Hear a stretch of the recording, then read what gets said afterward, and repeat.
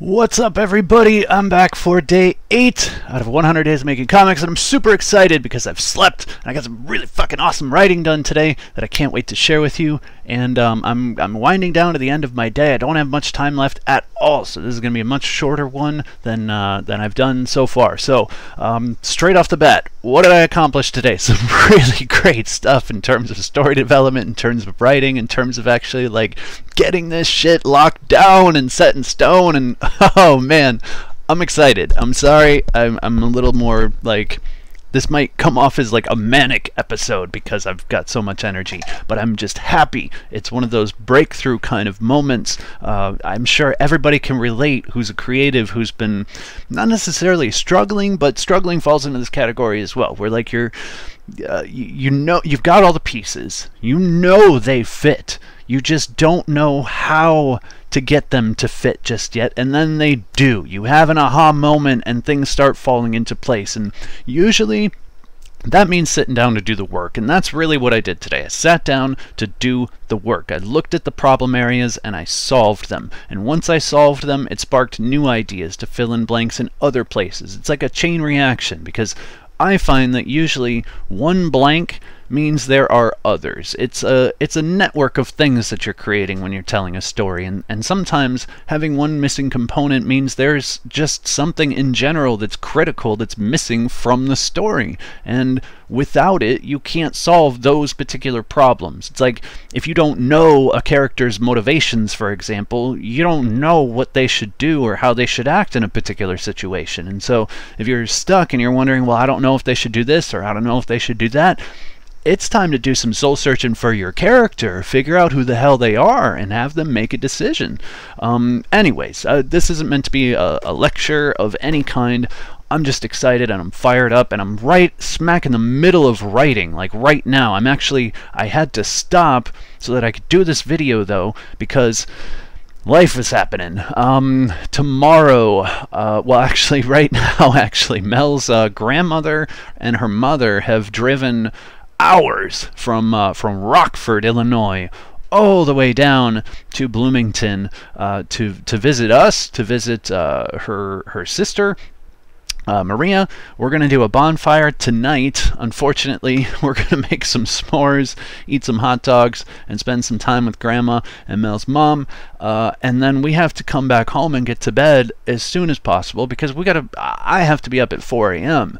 Mel's got to be up around like 5:30 or so. I mean, if I really want to throw my whole life and schedule out the window, then yeah, I can go to bed later and wake up at 5:30, but I don't want to do that. I don't like being put in that position, you know, and I try to take a strong stance, you know, like I may not have a boss to answer to that's another person that's going to yell at me if I showed up to work late, but I'm my boss, and I'm going to yell at me if I show up to work late and I don't get shit done, and it has a negative ripple effect.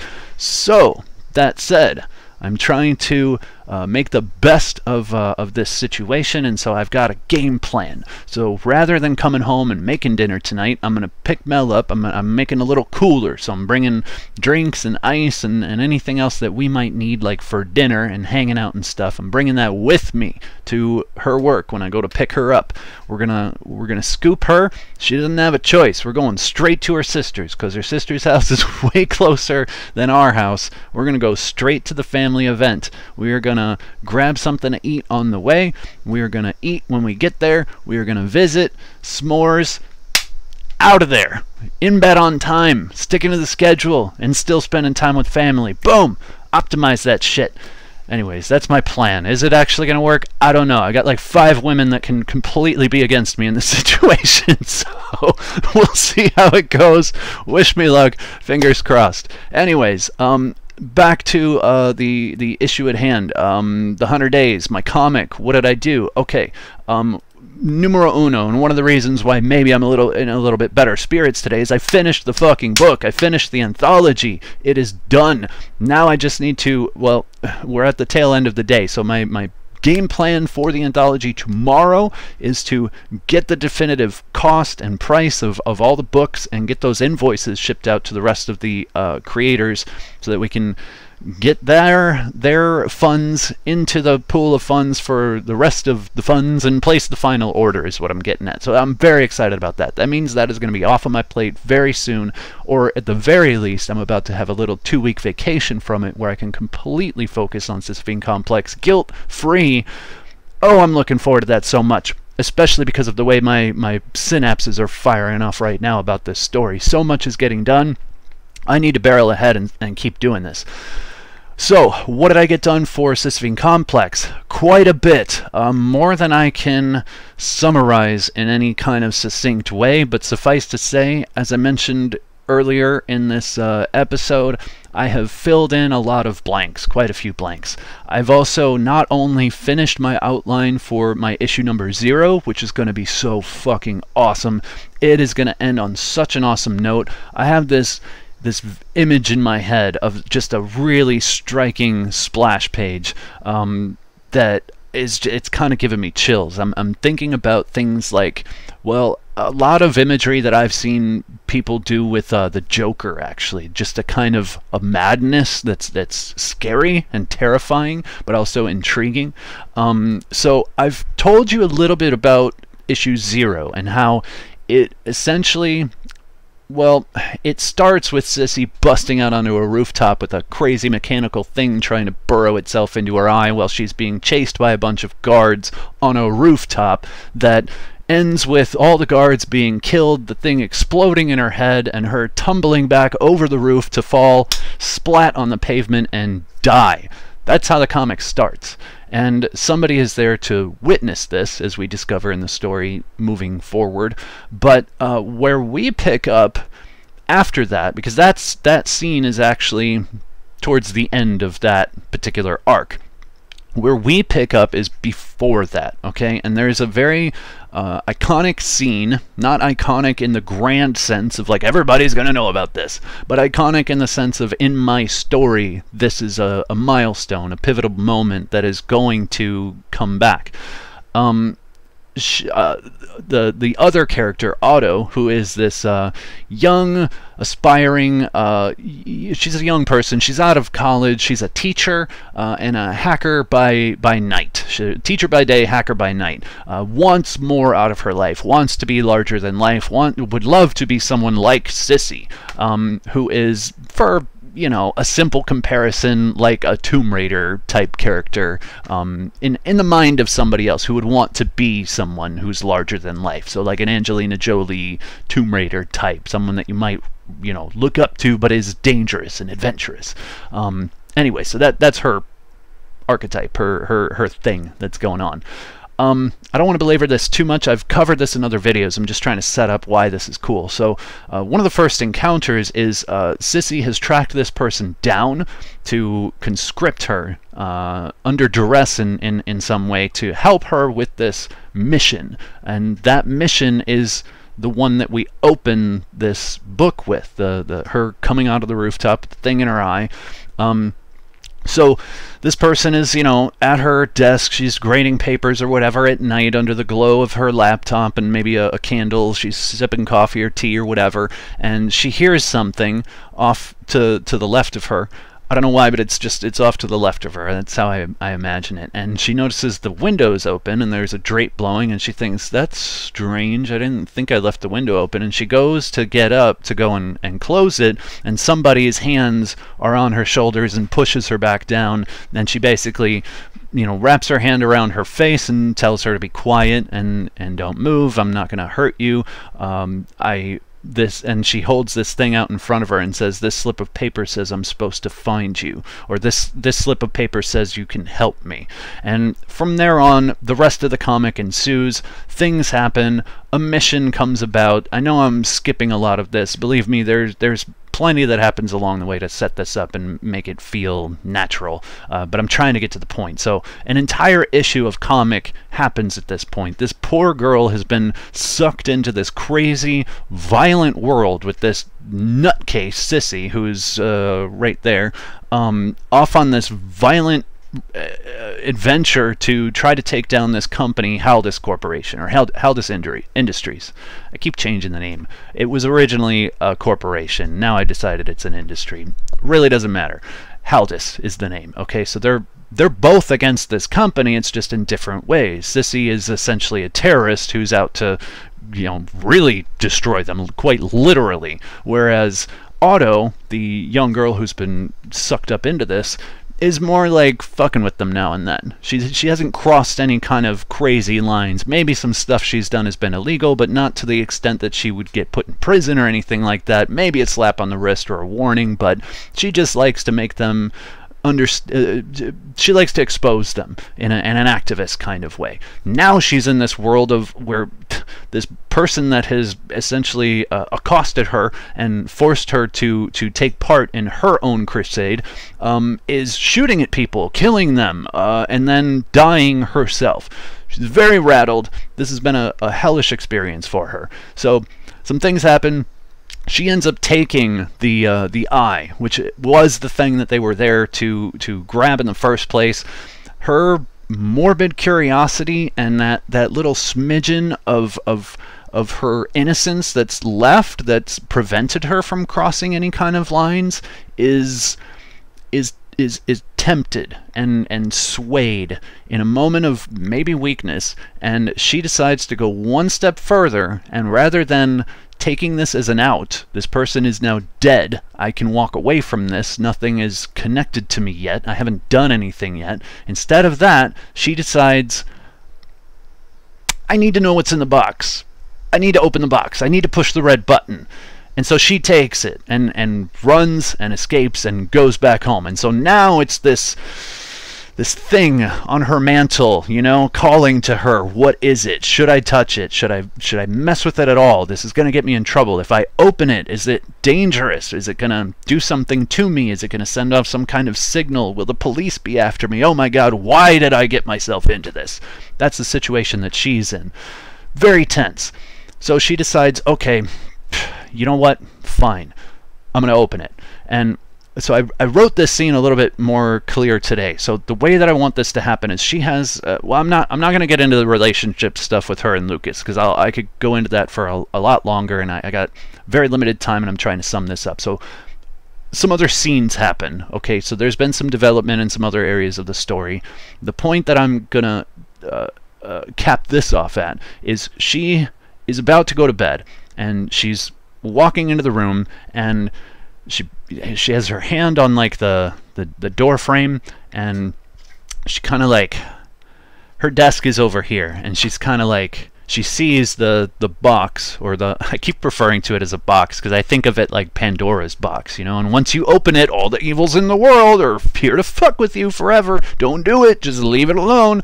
But she can't. Or the Hellraiser box, which is essentially Pandora's box as well. So it's the eye, it's the mechanical eye, or at least the thing that was inside of it, which I may actually make a box just for symbolism. Although in the actual myth it was a jar, not a box, so whatever, doesn't matter. Now I'm confusing you. Let's rewind.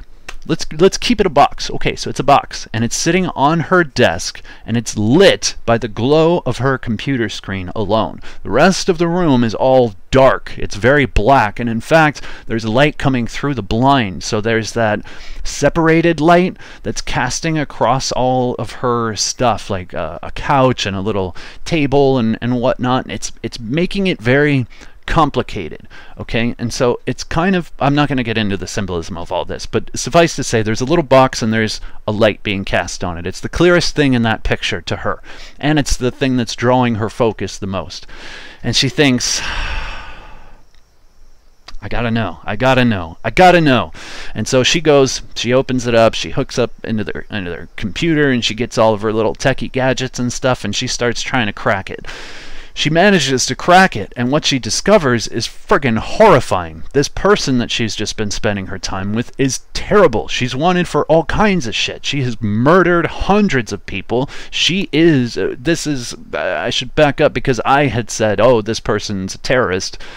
That's not known until this moment. In this moment, when she cracks that file and starts looking into the information that Sissy, the crazy one right there, the information that she was trying to get after, she finds that it's actually a bunch of information about her specifically. There's a lot more than that, but she is a big chunk of the information that Otto finds. She's a terrorist. She's killed hundreds of people. She's been bombing different Haldus Industries manufacturing facilities and executive buildings, factories, distribution centers, supply chains. Like she's even been blowing up railroads and stuff that deliver that connect their supply chains. All kinds of crazy shit. And this is all stuff that Otto and everybody else on this world has been hearing in the news, that these things have been happening, but no one has said anything about who. There's no suspects. It's just a terrorist group has struck again.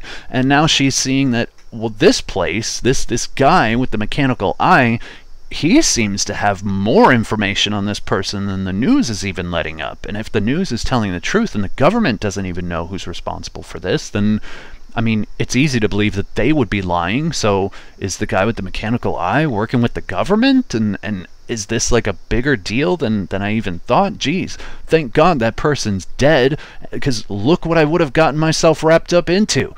And now, mind you, she's in the same position she was at the start of the book. She's sitting on her computer, except this time she's not grading papers. She's thanking her maker that this person that sucked her into this crazy rabbit hole of a situation is dead on the pavement in the middle of the city somewhere, no longer able to carry out these crazy ass attacks that are hurting innocent people as well as the big bad corporation, and that she's no longer in proximity to her to be hurt herself. She's relieved but also scared and terrified and a little bit traumatized at how close she came to this freaking psychopath. And then she hears a noise, just like she did in the first part of the book. And she looks and she thinks, oh, whoa, this feels familiar. I didn't leave that window open. What the fuck? Sissy's behind her. And now I know I've already explained this in a previous episode, but I had a very clear vision of how this all plays out this time, and so now I've written it down in panels, and I've written it down in dialogue and how things are supposed to happen, which is what I've just described to you here. And that last scene, that last panel, that last moment is a page turn, big page, and I have this idea. I want to play around with a couple different ways to do this, but I want a very striking image of Sissy sort of like, almost like I want it to be disturbing. It has to be disturbing. I want it to be this disturbing mix of like sensuality mixed with like a violent sort of domination. So I want her to have like her hand sort of like around her neck, but like her finger sort of like over her lips. So like this is Sissy. So Sissy's behind Otto, and she's reaching around so that she has like a hold on Otto's neck, but or her face or something, but she's also just like shh, you know, like making the shh kind of symbol, while Otto is just frozen and just completely terrified. And Sissy's got like a gun to her head, and she's pretty much saying the exact same thing that she said when she entered in the first time. I was thinking about changing the line, though, to something a little cooler. Originally, the line, and I maintain it, and that's why I said it again. Originally, the line was, this note says I'm supposed to find you, or this note says you can help me, is what she says. She refers to this note. I'm leaning towards, she still says that, but maybe that's not the thing she opens with. I think she's going to open with something a little more cold-blooded and cool and a little more, ooh, that was a good line, you know? And so I was thinking about something along the lines of, you know, like just shh, don't make a sound, and I don't have, or keep quiet and I won't have to mess up your hair. And I thought that was just like a really cool kind of way to say, shut up or I'll blow your brains out. Keep quiet or I'll mess up your hair. It's just, I don't know, I like it. And for this kind of character, I think it's appropriate. I want her to have these cool kind of lines, like you don't want to like her, but there's a coolness factor about her that you do, and there's other elements in the story that over time you definitely come to like her, because you realize some things that you can no longer hold her as accountable for the bad things that you've witnessed that you don't like her for. So alright, so that's the splash image that I'm very excited to start working on. I'm gonna ask my wife if she can help me, and we can maybe do like some like a video or something, and we can play around with different poses so that I could see just how that might work. My wife helps me all the time with different things like that. She actually helped with some of the poses for the goblins. She's helped with all kinds of stuff since I've known her, actually. So we met in 2004, and one of the first things we did together was this big, crazy art piece that I put together that involved a ton of different photographs. It was nuts. So she's been awesome. She's been a big part of my art and my art career from the start, before we were ever even together. So big thanks to Mel. I love you.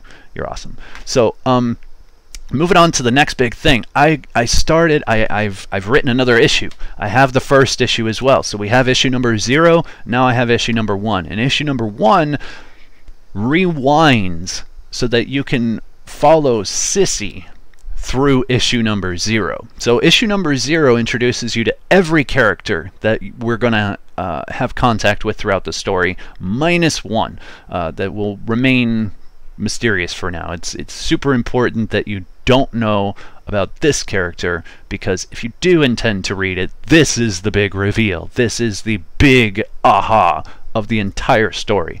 So I can't tell you about this person, but they play a absolutely critical role in everything. So regardless of that, every character that you're going to follow, with the exception of one, is revealed in issue number 0, and you get a taste of them. You get a little sample of what they're going to be like, and maybe a little bit of their motivation and what their trajectory is in the story. Issue number 1, we're going to start to go and actually explore these people and these characters in a little bit more depth and detail. And the story is about Sissy. It is her story. She is the main character. She is not the main protagonist. Not throughout the entire story. The main protagonist is Otto.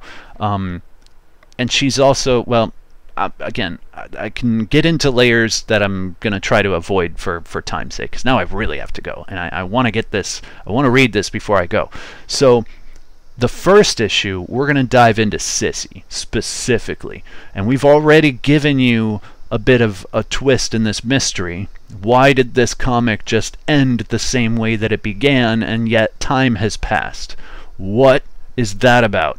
So we're going to start exploring that. I'm not going to answer it. I'm going to do it to you again, but in a different way, and in a way that maybe gives you some clues. So we're actually going to follow Sissy from the start of her day to the end of her day and the start of another day, and you're going to get to get a little bit of insight as to how she works, and maybe start to come up with your own assumptions of what could be happening here. But I have some tricks up my sleeve that I'm playing with, and I tell you that I'm going to trick you right from the start of the comic, and by the end of it, if you don't realize this one key little element, it's okay. The rest of the story will eventually explain stuff. You just might be still a little bit perplexed about issue number 1, but eventually you will no longer be perplexed about issue number 1, and it will make complete sense to you, and you'll go, okay, I get it now, I get it. So this happened, and then this happened, and that was actually, I'm not going to spoil it, but it's deliberate, and I'm going to do it visually, and it's a really cool thing that I'm excited about. It has to do, I'll give you a hint since all of you are watching and you'll be the first to read it. It has to do with the background. So I'm placing Sissy in a very specific background, and then that background is going to get repeated later, and that's important. Remember that for I don't know, a few months into the future. So I'd like to read this this opening. This is how we're going to open. So you have the 0 issue, which is your special thing. If you frequented your local comic shop and they liked you and they knew your interests, they would have a little stack of these 0 issues, and maybe you would have been one of the few who got them and got a little sampling and a taste of what this new comic series is all about. But traditionally 0 issues are not meant to be a part of like the main consumption of the book. When I put it all together, I'm gonna have the 0 issue included in some way, but it may actually just still remain a separate piece. I don't know if it actually belongs as a part of the whole. It's more of a taste, and then put it aside, and now it's time to sit down and get to the business of actually telling this story. That's kind of how I see it. So this is an introduction to the tone, this character, and presenting her in a likable way now. So it's kind of funny that we go from issue 0 being very afraid of her to now we're given reasons to maybe kind of like her and see her cool side. So I'm just going to show you this, I'm going to read you this opening. This is the opening of issue number 1. This is our first encounter with Sissy, and a bit of a taste of her actual personality and attitude a little bit. At least this one aspect of her. She's a multi-dimensional character, and I mean that in a metaphorical sense, not like she's from multiple dimensions. That's not the case. Or is it? I'm just kidding. No, she's a rounded character is what I mean. So this is one facet of her. This is a big deal too, because we're going to explore aspects of why she's this way as the story goes, and we will come to a point where she is even a little uncomfortable about who she is, how she acts, things that she's done, and she's going to want to change. But I think this is funny, and for what it is, I think it's, I like it. I like where it's going. So here we go. I'm gonna vaguely describe some of this beginning stuff because it's you kind of got to see it to. I even have to see it to understand how it's all gonna play out. But we're gonna open with some trippy, psychedelic, abstract. We're gonna open with a trippy, psychedelic, abstract visual slurry of images of sex and violence with pseudo-poetic and existential prose read by a manic and unstable narrator. It's a mouthful. So what we're getting at in here is, think of like a fever dream. Nothing graphic. I know I said sex and violence, but that's the implication I want to make with these abstract images. I want to convey that sort of feeling, because as you'll learn later in the comic, there's a reason that is in Sissy's mind, in her dreams, in her nightmares, that she's thinking of things like that, and that she's tormented by things like that.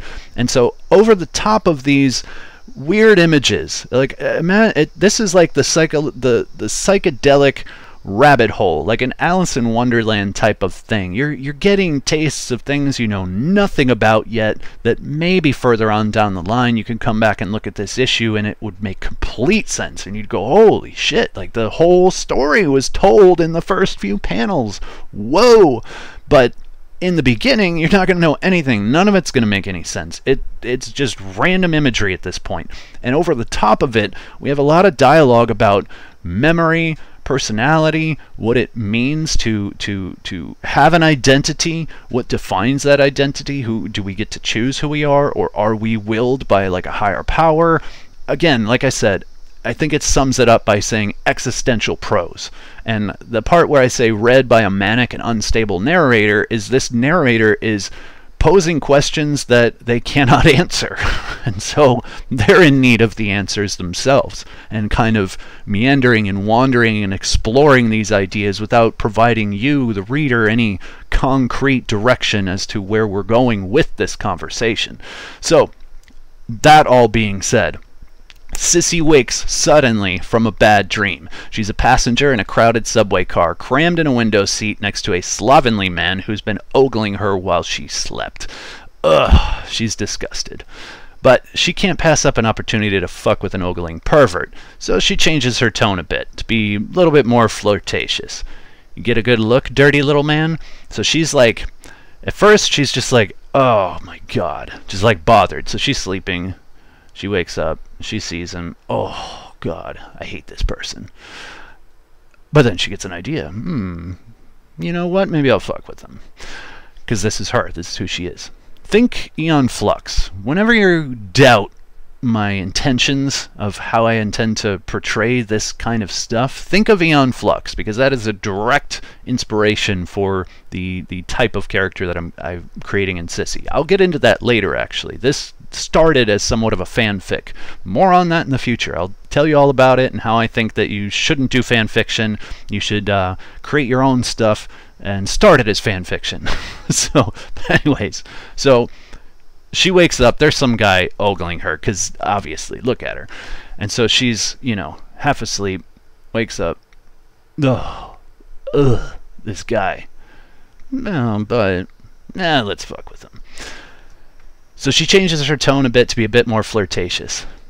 Get a good look, dirty little man? Oh, yes, he did.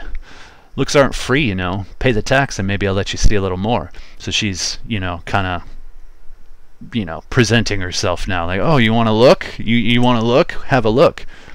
So she unsnaps her the little buttons that I've got on the top of her harness to kind of like tease him a little bit. And then he said, oh, he's definitely into it. Whatever you say, lady. I'm a pervert guy. Hubba hubba. So she lifts her leg up and raises the heel of her boot to her face, and she's like, lick it. Like, you gonna do this? Do this. So she says, defiantly challenging him. He does. She wasn't expecting that. So then she's a little bit turned off by it. She's like, ugh, fucking scrote. She calls him a scrote. So she thrusts her boot heel into his chest. Oh, wait. Hang on a second. I left that in. I need to take that out. So she's disgusted by it and kind of like, all right, whatever. I'm over it. I didn't think he was actually going to do this. So the car dings. The subway car dings over the loudspeakers. The subway car is coming to a halt. It's slowing down. She gets up to leave. He's pissed. Hey, what the fuck, lady? So she's leaving out the double doors of the subway car, and she turns and says, brush your teeth, dumbass. I don't even know where I've been. And then we end it on a we end that page on a 1/9 panel. So that's if you were to split it up into 9 panels, it's like 1 of 9 of just his dumb expression, and maybe an older lady kind of next to him saying, I was a hooker when I was her age too. Just as a throwaway joke to add in there. Then we break, and there's a wide panel. Sissy's in the extreme foreground, framing the shot, looking back at the train as it pulls away. Kind of half proud of how the situation turned out, and half annoyed and moving on with her day. I want her hair to kind of frame the picture too, like how I draw the crazy whip of her hair. I kind of want that to frame the top part there. And then we begin to follow her through the city. So I liked that. The whole premise of this, one of the main premises of this book is identity and memory, and her struggling with who she is. It's a situation, not an amnesia, but similar to an amnesia situation where not really sure exactly who she is or where she came from or why she is this way. And so we are catching her in the middle of this. This isn't necessarily where the story begins. We're kind of starting in the middle of it. So her saying, brush your teeth, dumbass, I don't even know where I've been, is actually kind of profound. It's funny and it's a little snarky, but it's actually pretty profound and telling of her circumstance, of her situation.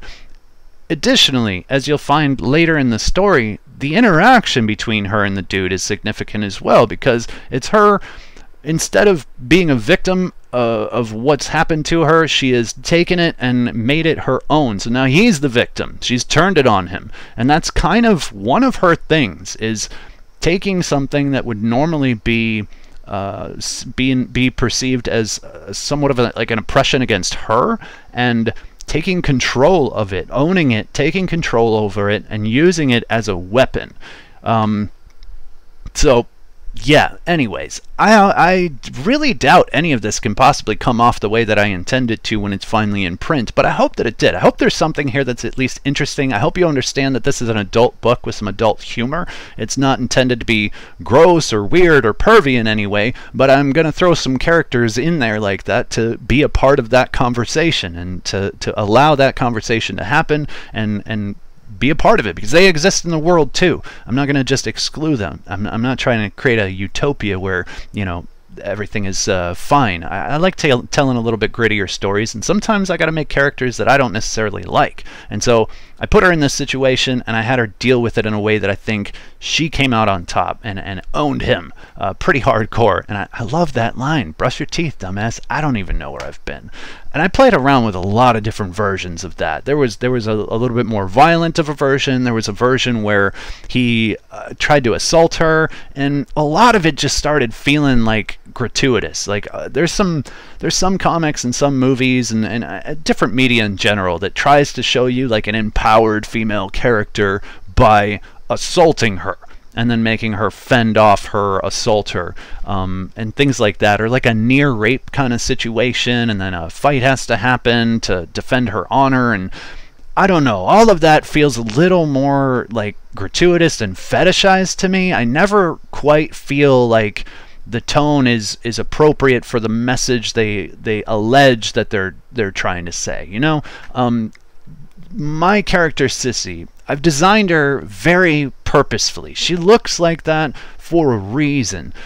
I'm hoping to tip your expectations on their head as this story goes on, and we're not gonna end where we begin.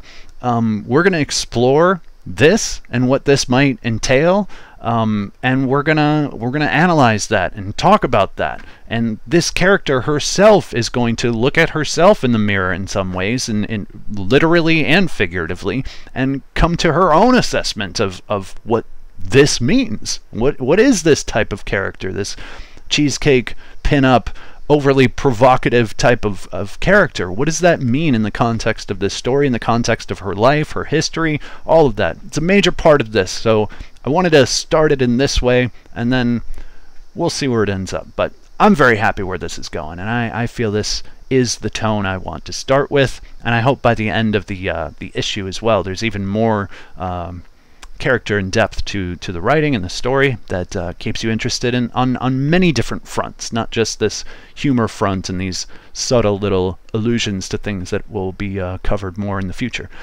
On that note, I have to go. I'm going to be late. So I hope you enjoyed. Thank you for listening. If you have any notes, comments, remarks, anything like that, please leave them down below. I have been keeping all of this a secret for a few years now. Nobody has heard about this story. You guys are the first to hear. Let me know what you think. I'm going to keep writing anyways regardless, but I'd like to, you know, field some feedback, if you will. Let me know in the comments below, or send me a private message if you'd like. That's fine too.